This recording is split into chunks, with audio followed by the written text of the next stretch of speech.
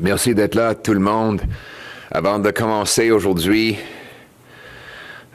avant de faire mon annonce sur le plan conservateur de gros bon sens pour faire le ménage et mettre le Canada d'abord, je dois m'adresser aux tarifs du président Trump, les tarifs que M. Trump a appliqués et partiellement retirés hier, ont sémé le chaos dans nos deux économies. Mon message pour le président Trump, c'est qu'il faut qu'on arrête le chaos économique. Il faut arrêter d'attaquer les travailleurs américains et canadiens avec des tarifs non justifiés. Mon message pour le président Trump, c'est d'arrêter de nuire à votre propre économie. Les tarifs appliqués pour juste une journée a coûté $1 billion dans les marchés de la bourse. Ça fait mal à l'économie américaine et le chaos de chaque mois doit arrêter pour le bien des travailleurs des deux côtés de la frontière. Nous, les Canadiens, nous allons défendre notre pays. Nous allons mettre le Canada d'abord. Nous allons riposter chaque fois que le président Trump nous attaque. Nous allons défendre nos travailleurs et nos citoyens et nous allons devenir plus souverains et indépendants des États-Unis. Mais ça fait 100 jours depuis les premières menaces de Donald Trump contre notre économie. Et qu'ont fait les libéraux pour nous rendre maîtres chez nous, pour nous rendre moins dépendants des Américains? La réponse? Rien. Les premières menaces étaient le 26 novembre de l'année dernière. 6 jours plus tard, Mark Carney a annoncé à ses actionnaires qu'il allait déménager le siège social de son entreprise à New York, ville natale de Donald Trump. Peine 10 minutes du Trump Tower à New York. M. Carney a abandonné les Canadiens et vendu les travailleurs de notre pays en donnant le siège social de son entreprise à Donald Trump. Il va aussi il va faire exactement la même chose s'il est premier ministre et il est en mesure de négocier avec le président Trump. Qu'a fait le gouvernement libéral? Rien. Ils n'ont pas annulé la loi C-69 qui empêche la construction d'oléoducs et de pipelines à travers le Canada, qui empêche nos mines des usines de gaz naturel comme GNL Québec. Ils n'ont pas renversé les hausses de taxes et d'impôts qui tuent les emplois et qui ont expulsé $1 demi-billion vers les États-Unis. Ils n'ont rien fait pour défendre notre économie et nous rendre plus autonomes et maîtres chez nous. C'est ce dont on a besoin. Il faut rétablir la promesse du Canada. Oui, les Américains ont leur rêve américain. Nous avons la promesse du Canada qui est encore mieux. C'est la promesse que peu importe vos origines, si vous travaillez fort, vous pouvez gagner un grand chèque de paie qui achète une belle maison dans un quartier sécuritaire protégé par des troupes canadiennes sous notre fier drapeau. C'est la promesse que le pays a fait à moi, c'est la promesse que le pays a fait à ma femme Anna. Et c'est la raison pour laquelle je suis rentré en politique, c'est pour rétablir cette belle promesse de notre pays.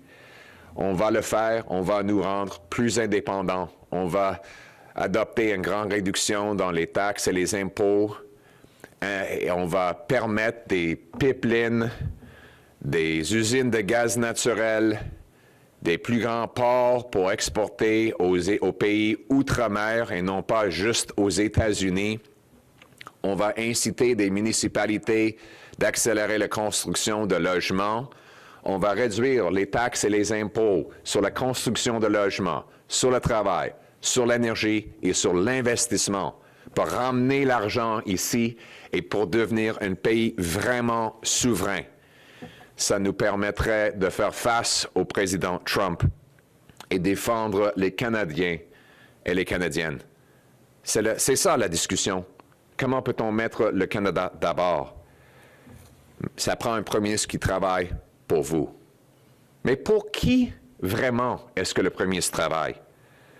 Vous payez son salaire, il dépense votre argent, il contrôle vos frontières, vos droits pénals et votre armée.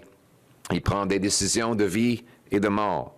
Et si il avait des intérêts financiers de plusieurs millions de dollars qui vont à l'encontre des intérêts de votre famille, et s'il profitait des informations privilégiées et de son pouvoir à vos dépens, mais dans ce cas, il ne travaille pas pour vous, il travaille contre vous.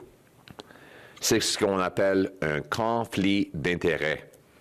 C'est pour ça qu'on a une loi au Canada qui oblige les politiciens de divulguer tous leurs actifs et à vendre ceux qui les placent en conflit. Vous connaissez peut-être cette loi, c'est la loi sur les conflits d'intérêts. Parce que Justin Trudeau a été condamné à 2 reprises d'avoir enfreint cette loi. Mais le conseiller économique de Justin Trudeau, Mark Carney, a trouvé un échappatoire qui pourrait lui permettre d'acquérir du pouvoir tout en cachant et en détenant des millions de dollars d'intérêts contraires à vous et à notre pays. Voici comment. Les règles de la loi sur les conflits d'intérêts ne s'appliquent pas aux candidats à la direction d'un parti. Il n'est pas donc tenu de divulguer des millions de dollars qu'il détient. Si M. Carney gagne la direction du Parti libéral, il devient premier ministre, parce que les libéraux sont au pouvoir, mais il n'est toujours pas tenu de divulguer ses finances. Seulement 60 jours après ça, il doit finalement soumettre un rapport confidentiel au commissaire de l'éthique, et c'est 120 jours après ça que ce rapport deviendra public. Donc, il pourrait être premier ministre pour 4 mois avant même de divulguer son rapport des finances au public. Encore pire, il peut mettre ses finances dans une fiduciaire qui est aveugle au public. Il peut suggérer subtilement aux personnes qui gèrent cette fiducie de ne pas vendre ses actifs actuels. Donc, il pourrait être au courant, effectivement, qu'il est investi dans les mêmes actifs qu'auparavant et il peut agir pour ces actifs contre les intérêts de notre pays. Ça veut dire qu'il pourrait prendre des décisions économiques, réglementaires, de sécurité nationale et de commerce international vitales tant que premier ministre sans divulguer ses intérêts. Et tout ça pourrait arriver après une élection où les Canadiens sont totalement aveugles des conflits qui existent. Il faut être clair. La loi n'oblige pas M. Carney à cacher ses intérêts financiers. Il pourrait faire la chose honnête et responsable et divulguer tous ses intérêts maintenant pour permettre aux Canadiens de juger. Mais il décide de le garder caché. Il reste sournois. Voici les conséquences pour vous, monsieur et madame tout le monde. Comment est-ce que M. Carney peut négocier avec le président Trump s'il détient toujours des actifs dans une entreprise dont le siège social est aux États-Unis? M. Carney a déjà vendu le Canada et déplacé le siège social de Brookfield à New York 6 jours seulement après que Trump a menacé d'imposer des tarifs douaniers pour supprimer les emplois au Canada. Imaginez, M. Trump, il va avoir un briefing de ses adjoints qui dit « Hey, vous êtes en train de négocier avec Mark Carney. Voici tous ces actifs aux États-Unis que vous pouvez influencer avec des réglementations, des taxes, des achats gouvernementaux et d'autres choses. Vous pouvez utiliser ça, M. Trump, contre M. Carney pour avoir des gains contre le Canada. Ça, c'est une vraie menace aux intérêts du Canada. Comment est-ce que M. Carney pourrait réglementer les institutions financières pour qu'elles cessent d'arnaquer les petites entreprises, alors que l'une des entreprises de M. Carney est accusée de le faire maintenant? Comment M. Carney peut-il protéger les emplois avec des bonnes politiques pour les travailleurs, en même temps que l'une de ces corporations est en train de licencier actuellement 1000 travailleurs pour payer ses actionnaires? C'est pour ça que j'annonce aujourd'hui que les conservateurs de gros bon sens vont faire le ménage. On va faire des modifications à la loi sur les conflits d'intérêts.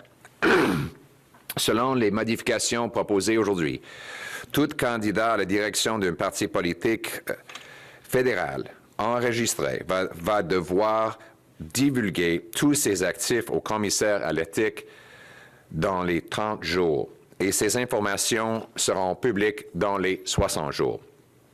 On va exiger également que les premiers ministres et les ministres vendent tous les actifs qui causent des conflits d'intérêts dans les 30 jours suivant leur entrée en fonction. Avec ces changements, vous allez reprendre le contrôle de votre gouvernement. On va empêcher nos dirigeants de trahir la population pour leur profit personnel. Et on va empêcher les forces corrompues, immorales, élitistes et mondialistes de manipuler ceux qui sont au pouvoir. Nos dirigeants doivent mettre le Canada d'abord. C'est comme ça qu'on va ramener la promesse du Canada, que peu importe vos origines, si vous travaillez fort, vous pouvez avoir une belle vie, dans une belle maison, dans un quartier sécuritaire, protégé par nos braves soldats sous notre fier drapeau. C'est ça notre raison d'être. C'est ce qu'on va faire. Donc, mettons le Canada d'abord. Thank you very much, everyone. Before getting into my announcement about bringing home accountability, allow me to address the unjustified tariffs that the President has now partially backed down from.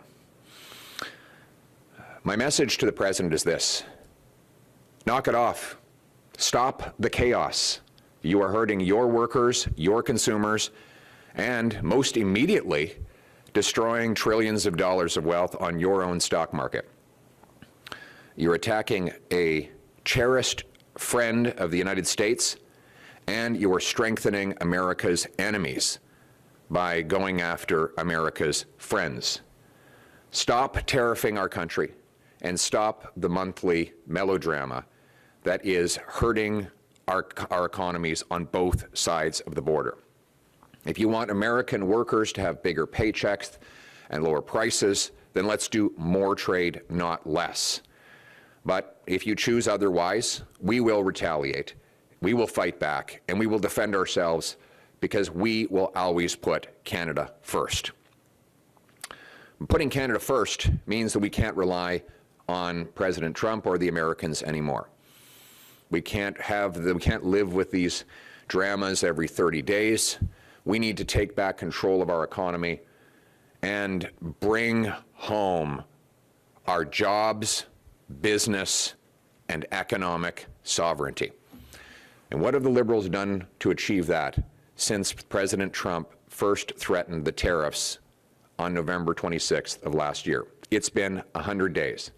They have not repealed the No Pipelines Law, C-69, that effectively forces us to sell all our energy to the Americans. They have not approved a single new LNG plant, mine, or pipeline. They have not removed any of the tax increases that have driven $500 billion of our investment south of the border. They have not passed a single law to make us more self-reliant. Why? Because they closed Parliament. Liberals put themselves first instead of putting Canada first. What I got into politics for was to bring home the Canadian promise. You know, we are all aware of the famous American dream. We have something better in Canada. It's the Canadian promise that anyone from anywhere can achieve anything, that hard work gets you a great life and a beautiful home on a safe street, protected by solid borders, and brave troops under a proud flag. That promise has been broken after 9 years of the Carney-Trudeau Liberals, who've doubled housing costs, doubled the national debt, doubled food bank lineups, and doubled gun crime. We're going to bring home that promise. We're going to bring home that promise by repealing C-69 to grant permission for pipelines, mines, LNG plants that will get our products to other non-American overseas markets, by passing a bold, beautiful, patriotic, bring-it-home tax cut on work, investment, energy, home building, and making stuff in Canada. We'll knock down interprovincial trade barriers, and we'll unleash the production of our resources here in Canada for our benefit. Speaking of benefit, you have to ask yourself, for whose benefit is the Prime Minister of Canada, any Prime Minister of Canada, actually working? Who does the Prime Minister work for? You pay his salary, he spends your money. He controls your borders, criminal laws, and military. He negotiates trade agreements with foreign countries that can help or hurt your family. He makes life or death decisions. Now, what if he has millions of dollars of financial interests that are opposite your interests? What if he's profiting off insider knowledge and power at your expense? What if his interests lie with foreign hostile governments that can undermine our country? Then he is not working for you, he's working against you. That's why we have a law in Canada that requires politicians disclose all their assets and sell off any that put them in a conflict. You might be familiar with this law. It's called the Conflict of Interest and Ethics Law, because Justin Trudeau has been convicted twice of breaking that law. That's why we call Justin Trudeau a man of conviction. He keeps getting convicted. But now Trudeau's advisor, Mark Carney, has found a sneaky loophole, one that could allow him to gain power while hiding and holding millions of dollars in interests that go against you and your country. Here's how. Conflict of interest rules do not apply to leadership candidates. Mr. Carney could win the Liberal leadership and become Prime Minister without revealing to Canadians his massive multi-million-dollar foreign holdings.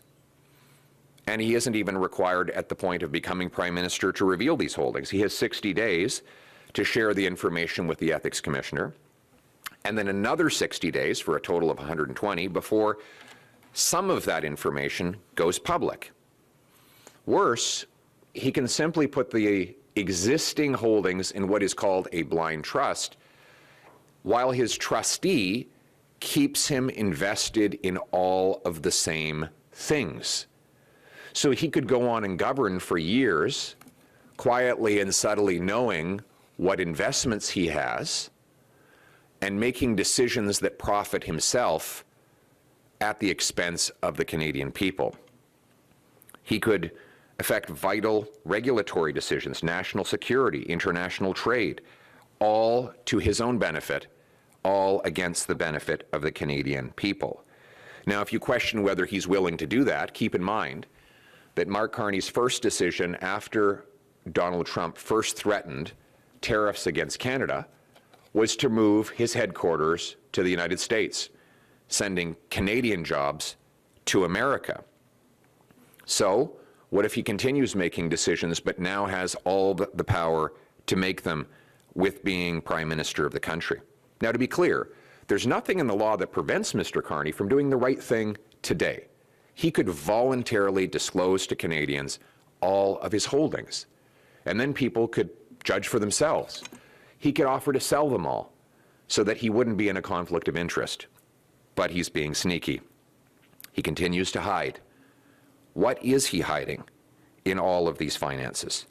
And how could he possibly negotiate with President Trump? You can be sure of one thing. President Trump believes in using leverage against his counterparty. He said so in his book. And his officials will come in with a briefing note.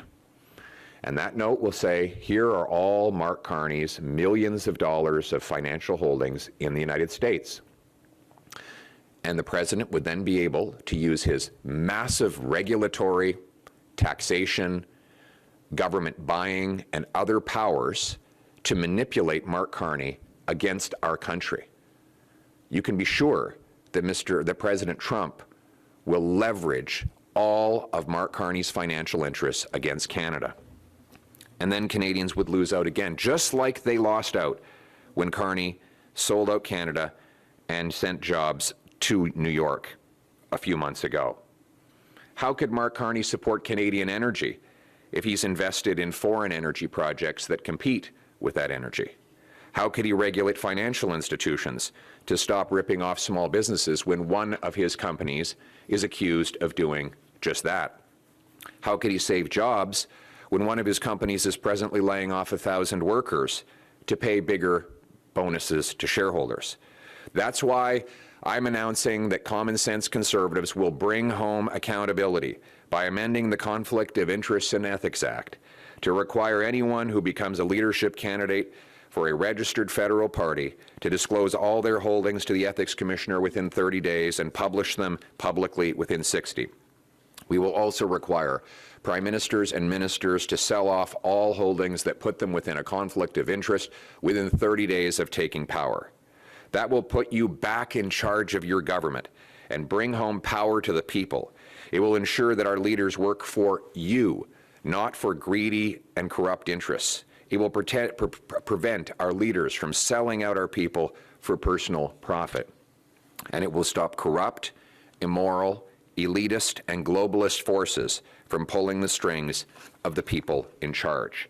Simply put, our leaders must put Canada first.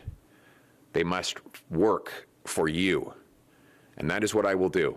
We will restore the Canadian promise so that your hard work guarantees you a great life in a beautiful house on a safe street, protected by solid borders and brave troops under a proud flag in Canada. Let's bring it home. Thank you. We will now take questions from the floor.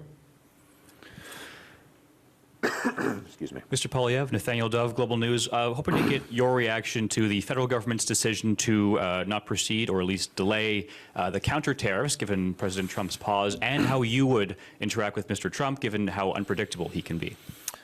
We need to keep the counter tariffs in place until the president removes all tariffs forever for Canadians. We can't have half measures. We have to send a clear message to President Trump that if he wants a fight, then we will fight back. We will defend our people and our country. So the president must remove all tariffs on Canadians before we remove counter tariffs on the Americans. My message to President Trump is you've got two options. One, you can attack our economy and we will fight back. Your consumers will pay more, your workers will make less. Both our economies will weaken, leaving less money for border security and defense on both sides of the border, and our enemies will grow stronger. Or you can knock it off and get back to the best trading relationship the world has ever seen, so that both our workers make more, our consumers pay less, our economies have more money for national defense and border security. We can stand up to our real enemies on the other side of the oceans, and America and Canada as two separate countries will be stronger, safer, and better off. That is the choice with which I will present the U.S. president. But if he doesn't want to deal with Canada anymore, if he wants to attack our economy, then we must be prepared to be strong, sovereign, and stand on our own 2 feet. And that means repealing C-69, the No New Pipelines Law, rapidly approving LNG plants, pipelines, mines, and other projects. It means passing a big, bold, beautiful, bring-it-home tax cut on work, investment, energy, and home building. I call it bring it home because it's going to bring home that $500 billion the Liberals pushed south, and it will mean you bring home more of your paycheck. That is how we're going to take back control of our lives and bring home our business, jobs, and money. Merci beaucoup. Il faut garder en place les contre-tariffs jusqu'au moment que le président Trump mette fin de façon permanente aux tarifs qu'il a appliqués contre le Canada. Il ne faut pas avoir des demi-mesures. Il faut nous assurer que les tarifs américains sont éliminés pour le bien et pour toujours. Comment est-ce que je vais gérer M. Trump? C'est ça la question. Je vais lui présenter un choix. Ou bien, Monsieur le Président, vous attaquez notre économie, nous allons riposter, nos deux pays seront affaiblis, vos travailleurs gagneront moins, vos consommateurs paieront plus. Nous aurons, les deux pays, moins d'argent pour le militaire et pour nos frontières, et nos ennemis vont être plus forts. Ou bien, vous pouvez arrêter avec le chaos et on peut en fait faire plus de commerce. Ça permettrait plus de chèques de paie pour nos travailleurs des deux pays et ça nous permettrait d'avoir une économie assez forte pour élargir les militaires et fortifier nos frontières. C'est ça la meilleure façon de faire avancer nos deux intérêts. C'est ça le choix que je vais présenter au président Trump. Et aussi, on va ramener la production, on va ramener notre souveraineté ici au Canada parce qu'on ne peut pas dépendre de M. Trump. Il est imprévisible et il prend des décisions qui sont mauvaises pour son pays et le nôtre.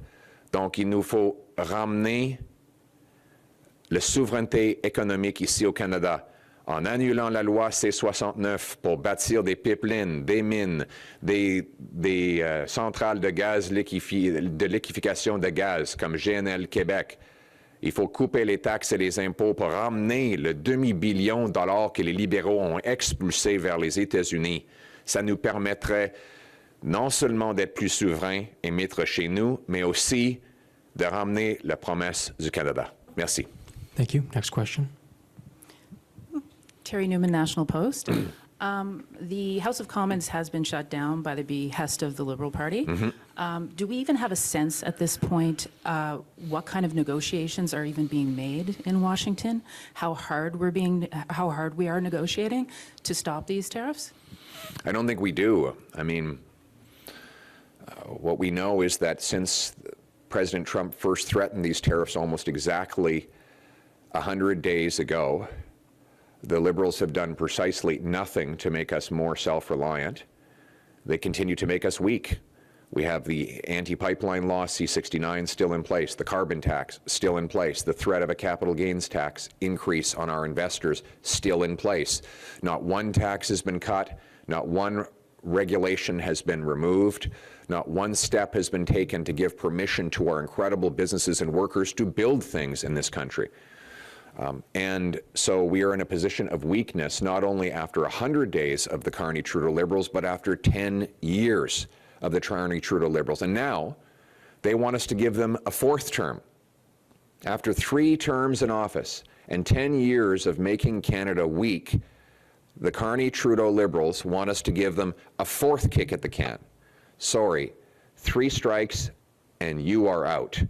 We need someone else to hit the ball, and we need to take back control of our economic destiny. That's what common sense conservatives will do when we bring it home. Thank you. Next question. Prochaine question. Bonjour, Jérémy Bergeron de RDI, Radio-Canada. Vous faites une sortie ce matin pour attaquer Mark Carney pendant que tout le monde parle de Donald Trump. Pourquoi est-ce que vous pensez que c'est plus important? Mais je me suis adressé à Donald Trump.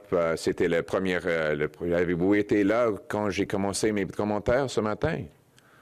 Oui, je me suis adressé aux menaces injustifiables de Donald Trump.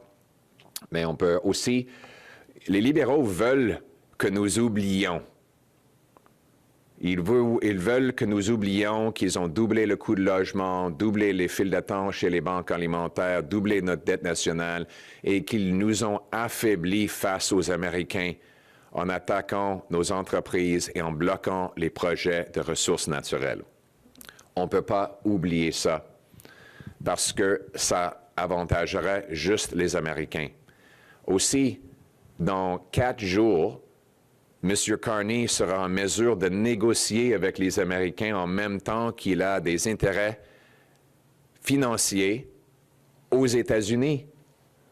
Il faut que ces intérêts soient publiés pour que les Canadiens puissent être rassurés qu'il ne va pas vendre les Canadiens à Donald Trump, comme il a déjà fait en déménageant son siège social à New York. Il faut que nous ayons un premier ministre qui va mettre le Canada d'abord.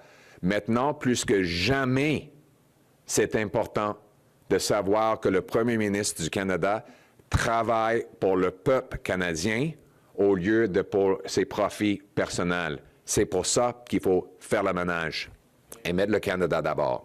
Thank you. Well, Next question. I think you want to Do you want? Yes, please. I'll do it quickly in English, and then we'll go to the next question. Thank you for your question. I think you might have heard I opened my remarks addressing the unjustified threats of President Trump. But within 4 days, we will have a new prime minister who will be negotiating with President Trump. And that incoming prime minister refuses to tell Canadians where his millions of dollars are invested and therefore where his real interests lie. Imagine Donald Trump leveraging Mark Carney's multi-million-dollar investments in the United States against Canada's interests.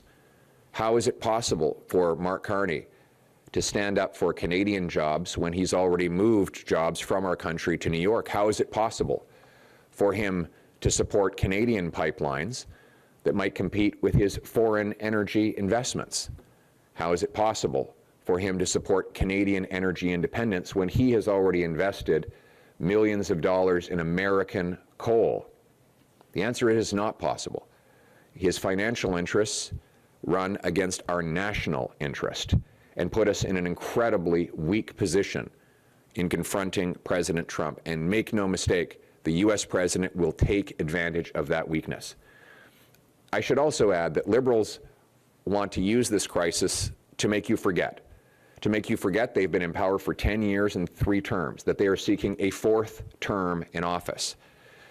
And they want you to forget that they are the ones that doubled housing costs, doubled food bank lineups, doubled our national debt, drove $500 billion from Canada to the U.S., and made us weak in the face of our American counterparts.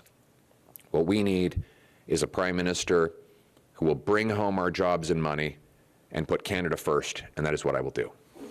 Thank you. Next question. Bonjour, Monsieur Poilievre, Alexandra pour Rebel News. Si c'est possible de répondre à la question en français et en anglais. I was wondering, should the police investigate the fact that Mark Carney was given a confidential briefing by Melanie Joly about the looming U.S. tariff, and why, in your opinion, why Mark Carney is avoiding to speak with media? I think we should look into these things. We should also find out. Mr. Carney has become very well known for using his political power to become more and more wealthy. He, within days of becoming an advisor to Justin Trudeau, actually after he became an advisor to Justin Trudeau, suddenly Brookfield, his company, was in the running to help in a multi-million-dollar government pension incentive. He used his political influence to try and get governments to subsidize heat pumps from which he could profit. And he's been advising Justin Trudeau for 5 years on the economy, all while he's been moving money and jobs out of our country. Why is it that no one is looking into the conflicts of interest he has already had? Is he really helping the interests of Canada when he talks to the Trudeau ministers about trade with the U.S. at the same time as he moves his headquarters to New York City? I think we need investigations into all of this. And the reason he doesn't want to answer questions from the media is because he gets caught in lies. Remember, he did a post-debate interview, and he said to all of you that he had left Brookfield when the board had made the formal decision to move the Brookfield's headquarters to New York. Well, not only was that false, the board made the formal decision when he was the chair of the board in the room holding the gavel, something he obviously would not have forgotten. It only happened a few months ago. So every time Mark Carney stands in front of the media, he gets caught in a lie, a fib, and a cover-up. He's very sneaky, and he's sneaking around the country, dodging all of your questions. You have to ask your question, you have to ask yourself the question, what is Mark Carney hiding? En français. Merci beaucoup de votre question. Oui, M. Carney est en mesure de profiter de son influence politique. C'est ce qu'il fait depuis des années.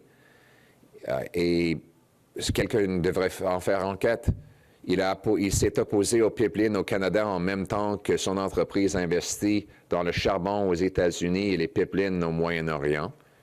Il a supporté une taxe carbone au Canada en même temps qu'il investit dans les fossiles, de l'énergie fossile aux États-Unis. Il n'a pas divulgué ses investissements en même temps qu'il donne des conseils que les libéraux acceptent sur le commerce international. Il devrait divulguer tous ses intérêts et devrait partager l'information avec les Canadiens pour être jugé pour vrai. Et pourquoi est-ce qu'il se cache des médias? Parce que chaque fois qu'il fait des entrevues, on l'attrape dans des mensonges et des autres scandales. Il dit les faussetés et il se montre comme quelqu'un de très sournois. Donc, vous devriez poser la question, de quoi M. Carney se cache-t-il? Pourquoi ne veut-il pas faire des entrevues avec vous autres? Thank you. This will be the final question. Hi, good morning, Barbara with iPolitics. So since the leadership campaign started, Carney has been critical of Trudeau. He has been saying that he will scrap the carbon tax and even get the pipelines done. This is not that different from what you have been proposing. So are you concerned that Canadians will turn away from your party if given the chance to support a Liberal Party that has moved closer to your views in some of these issues? Well, first of all, you have to ask if you can believe anything he says. Mr. Carney not only advised Justin Trudeau, he was his economic advisor for 5 years, during which time Trudeau killed pipelines and raised carbon taxes. Mr. Carney publicly testified against pipeline construction at the Industry Committee. The other day, he put out a policy paper on getting things built that doesn't mention pipelines once. He said he's for pipelines when he was in British Columbia speaking English, and then he said he would let provinces veto them when he went to Quebec and was speaking French.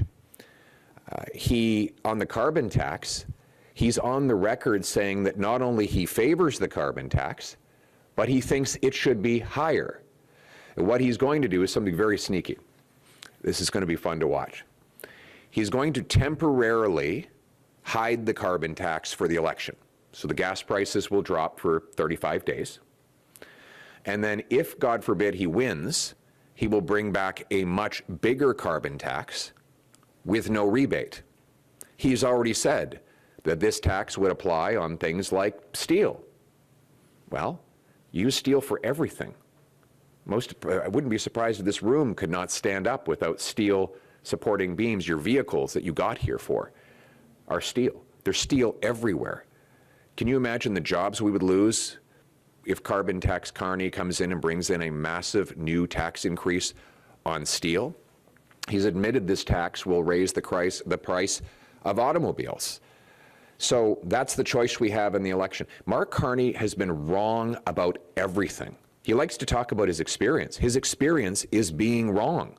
He was wrong about the carbon tax. He was wrong about pipelines. He was wrong to advise Trudeau for money printing inflation over the last 5 years. He's been wrong in the past, and he's wrong for our future. Thank you. That concludes today's press briefing. Thank you very much. Thank you very much.